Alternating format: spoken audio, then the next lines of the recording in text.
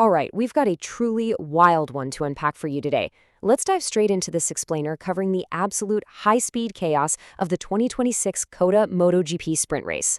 Honestly, if you thought you knew what to expect from a quick 10-lap dash in Texas, you're going to want to throw those expectations right out the window. So, what exactly happened out there? Well, how about a first-lap crash taking out the pole sitter? Yep. A last-lap overtake for the win? For sure. And a race winner literally crashing his bike at nearly 100 miles per hour after the checkered flag had already waved? I mean, you couldn't write a script like this if you tried. Absolutely nothing about this sprint went according to plan, so let's just break the whole thing down step by step. Section 1, the chaotic opening lap. Okay, to really get this, we've got to set the stage with the starting grid and those brutal track conditions. We had Fabio Di Giannantonio sitting pretty on pole position after a blistering qualifying session. Right behind him, Marco Bezzecchi is starting in 4th. He actually had to take a 2-place grid drop penalty earlier. And way back on the 3rd row in 7th is Jorge Martin. But the real kicker here? The track surface at COTA was suffering from some severe bumps, and you combine that with low temperatures, it was a complete nightmare for tire management. It was essentially a pressure cooker just waiting to explode. And yeah, it exploded almost immediately. Let's look at the absolute disaster on lap 1. Down at turn 12, Marc Marquez went aggressively on the attack. He pushed it just a bit too far, lost the front end, and completely wiped out the pole sitter, Di Giannantonio. Just like that, the guy who started first is taken completely out of contention in a massive shower of sparks. Now, the stewards obviously didn't let that slide.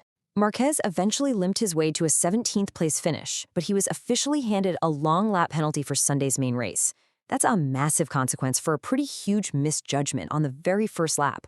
But, while chaos was totally reigning at the front, somebody else was seizing the moment. Section 2, Martin's pursuit and comeback. Jorge Martin put on an absolute tactical masterclass out there. Let's walk through this timeline because his pace was insane. Starting down in 7th, he hits a great launch, and thanks to the chaos of that Marquez crash, he's up to 4th by the end of lap 1. By lap 2, he is flying, sets the fastest lap of the entire sprint at 2 minutes 1.268 seconds. He picks his way through the pack, inherits 2nd place on lap 9, and then, on the very last lap, pulls off a stunning overtake on Francesco Bagnaia to take a shock victory. But actually, let's rewind just 1 lap to see how Martin got into that 2nd place position to begin with. On lap 9, Marco Bezzecchi was pushing his bike to the absolute limit, trying desperately to chase down Bagnaia for the lead. And tragically, at turn 11, Bezzecchi loses control and crashes out.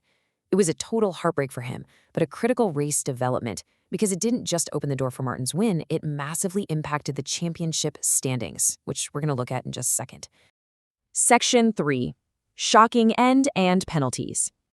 Now, you might think the drama ends the second the checkered flag waves, right? Well, no way.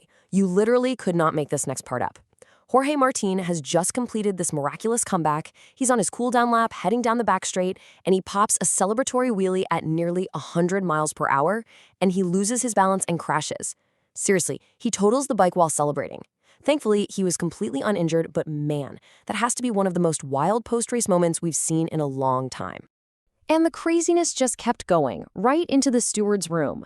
Rookie sensation Pedro Acosta had a phenomenal race, crossing the line in 3rd place, just 2.4 seconds off the winner. But post-race technical inspections are a harsh reality in modern MotoGP. He failed the check for minimum tire pressures.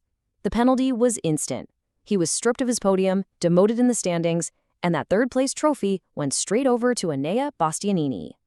So when the dust finally settled, after the crashes, the last lap overtakes, the wheelie gone wrong, and the tire pressure drama, here is your official sprint result. Jorge Martin takes 1st, Francesco Bagnaia holds on for 2nd, less than a second back, Enea Bastianini gets officially promoted to 3rd, and a pretty disappointed Pedro Acosta is officially classified in 4th. Section 4, latest points ranking. So what is the big so what here? Why does a 10-lap sprint matter so much? Because Saturday's chaos completely flipped the World Championship leaderboard. Martin's shock win, paired with Bezzecchi's crash, means Martin vaults right up into 1st place with 57 points. Bezzecchi drops to 2nd with 56, Acosta sitting in 3rd with 44, followed by Di Giannantonio, Ogura, and Marquez, who obviously took a huge hit to his points with that lap 1 disaster. I want you to focus purely on this number right here, 1.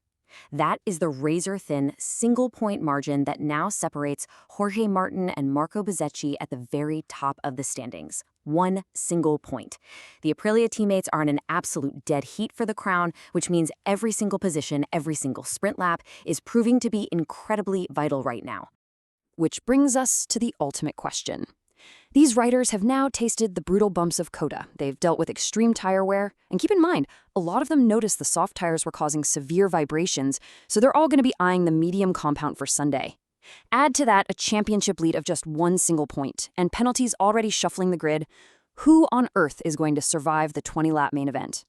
Keep that in the back of your mind as you process all this madness. Thanks for tuning into this explainer, and definitely keep your eyes focused on the track.